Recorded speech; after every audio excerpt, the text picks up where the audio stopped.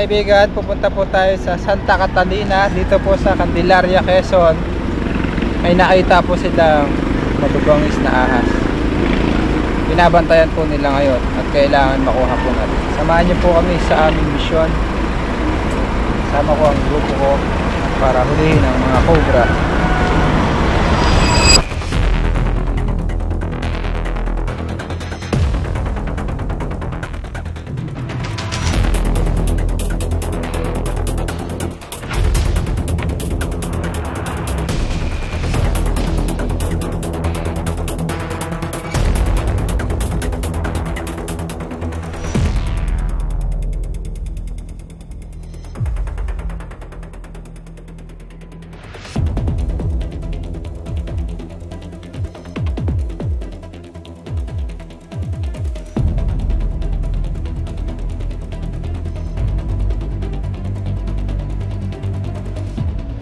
Mga kaibigan, nandito na po tayo at binabantayan po nila yung cobra.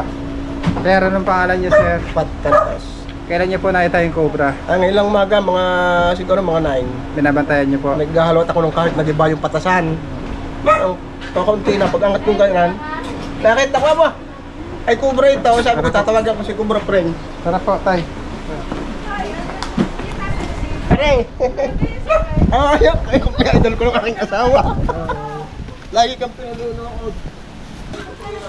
Nagigilid po sila. Pakiano na nga, kalat niyo parang po.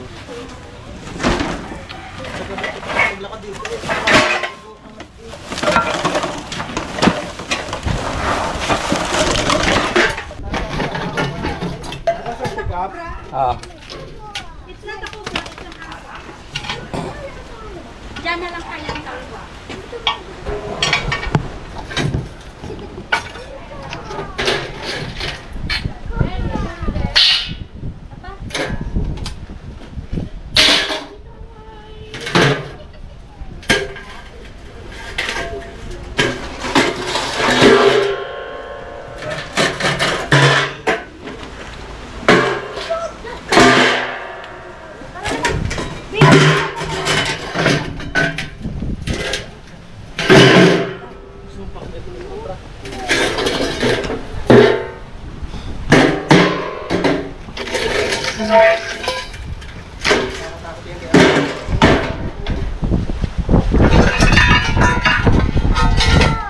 Shout out! Hi!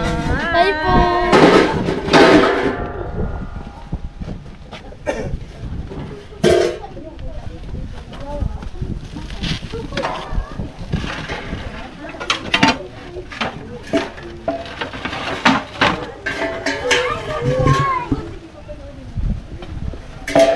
Kaya ang busa ha?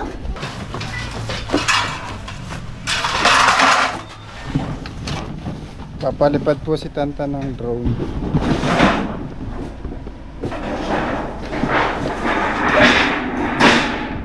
Titignan niya yung kapaligiran kung bakit maraming ahas.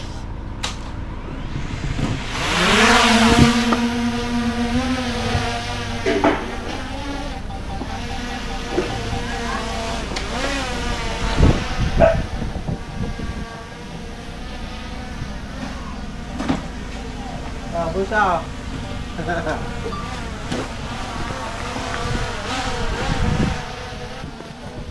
Ayan, may mga palaka oh. Kung po kayo magtatambak ng ganito sa gilid ng bahay, dahil gustong gusto pong puntahan ng ahas yan, lalo na po kung walang patungan. Yung ilalim po kasi nagiging taguan nila.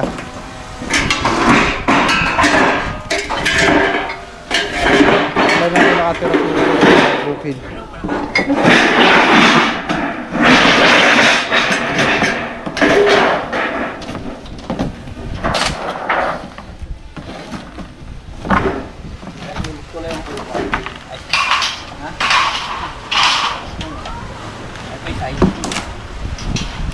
Ay, yung mga palaka na yun, sir, ayun ang kinakain ng cobra. Kaya yung ganyang lugar, possible magkaroon din ng ahas. Di tatanggalin na namin yan. Oo, kailangan huwag kayo magtambak sa ganyan. Kung magtatambak ho kayo, dapat mataas, may patungan. Nagtaka ka ako dito, ang taas ng puno, kaya lang yan bumaba, naguho. naguho siya kaya nagkaroon ng cobra. Ayun. Pero taka, saan ko ba? Ba't ito yung nagka-cobra yung taas na? Ilayo nyo po yung mga tambak sa bahay nyo dahil delikado po sa mga bata. Ay, doon ko na. Magkakaroon po ulit yan dahil malapit lang po kayo sa habitat. Napapaligiran po kayo ng mga taniman. Talagang balak ito ikaw na ang gagawin ko. Mag-welding ako ng bakal. Ika isasabit ko sa taas. Ayun, maganda po doon. Kasi yung ilalim, Malamig. nagiging taguan nila. Lalo na kung maliit lang yung kawang. Ayun yung gusto ng mga ahas. Baka kayo kasi ng kahoy, hindi ka na yun.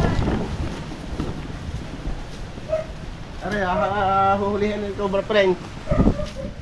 Guys, yan. Pag angat nyo na, yun yung kuhan. Baka yung makatakbo sa kabila. What's up, Fox? Dili siya, nakating ay. Dili nakatago siya.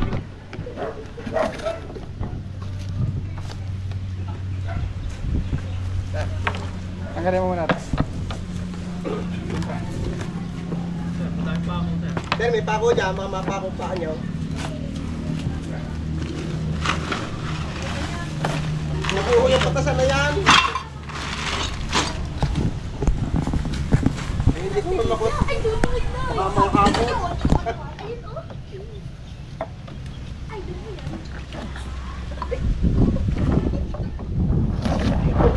Baka mga kamot. Ay, ito, baka yung mga biglang makatakbo. Halos lahat ng palabas ko ay pinaparoon.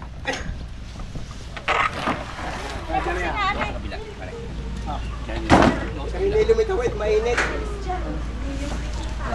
Ito muna kuya po. Sabi tan, dito ka sa kabila. Naagis namin. Siya, tulo. Siya, tulo.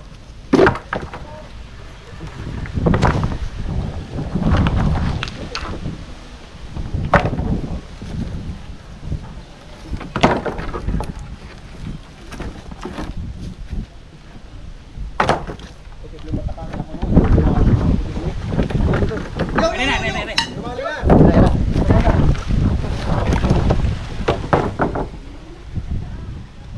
Dalagyan na.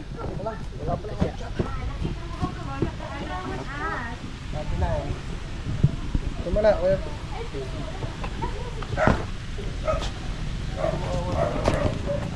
Kagat ko na. Hindi ka nga,ag-aalala ka ng halos ng paa. Makakamatay na yan ang muli. Makakamatay na yan. Ayaw.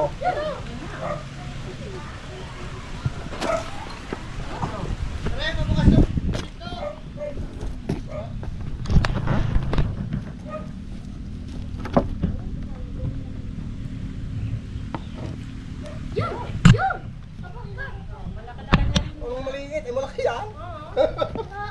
Ay, kahit lalaki ng paa yan.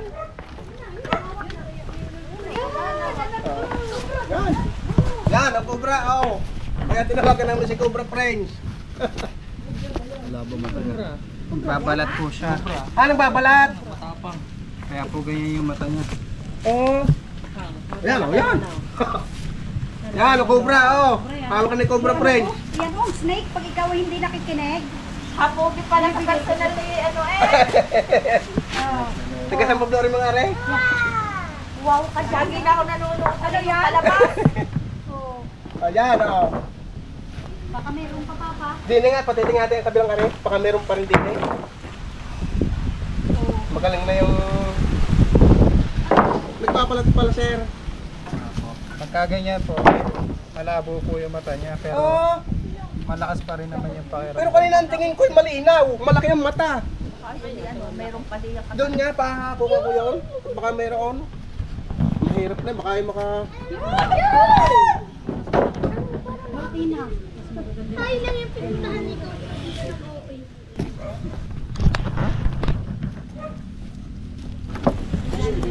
Doon sa apartment na ginagawa. Yan, oh. Kanya yung mata niya guys. Babalat malabo po pala yan. ang mata niya pagka ano. Mataba na din pala. After 4 days, Makabaw na din. Matapang sir yung pag nakapagbalat ano. pag nakapagbalat na siya, aalis na siya dyan, maghanap na siya ng Ah, pagkain. ganoon. Mamaya haluatin, baka may lumabas eh. Kinagat niya po at nag-release po siya ng kamandag dito sa tela.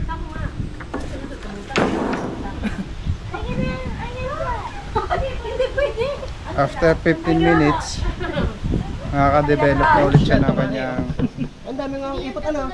venom. Ayan, daming ipot. Yung ipot pala niya, parang manok. Ano kaya yan, sir? Matagal na di yan?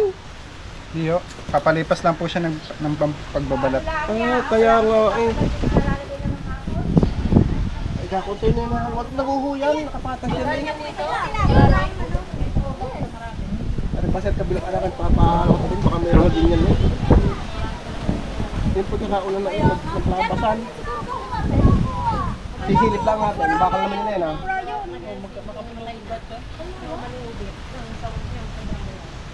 Cobra yun.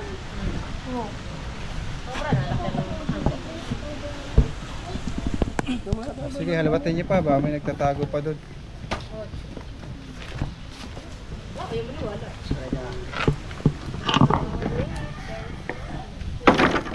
Sir galing dyan, dati kikita.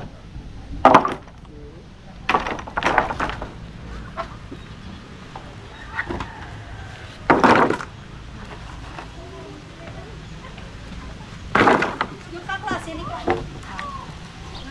Yun. Nakalunod ka sa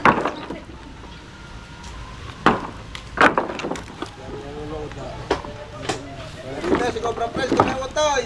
Nakahuli ng Cobra. Ito ang tatanggalin mga ito nga, i-imaging nga, bukas balak namin i-imaging yan eh. At lilipat nga namin, delikado, baka pati makaakit siya, no? Yung nga, sir, nakaakit siya ganito?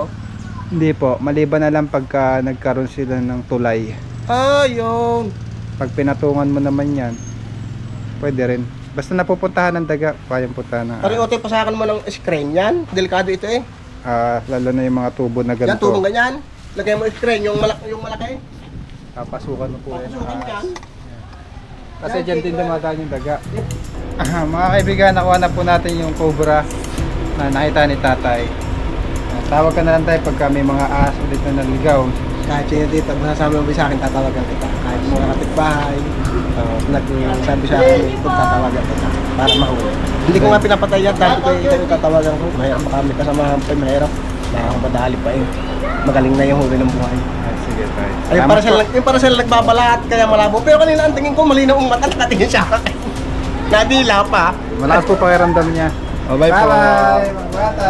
Bye-bye, babe.